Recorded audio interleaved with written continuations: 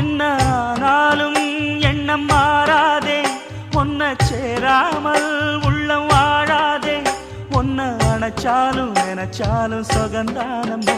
இது நீ இருக்கும்,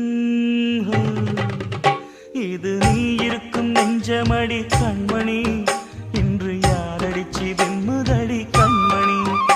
ஒரு வீடு கட்டி வச்சிருந்தேன் கண்மணி, அது வெட்ட வெளியாச்சுதடி கண்மணி.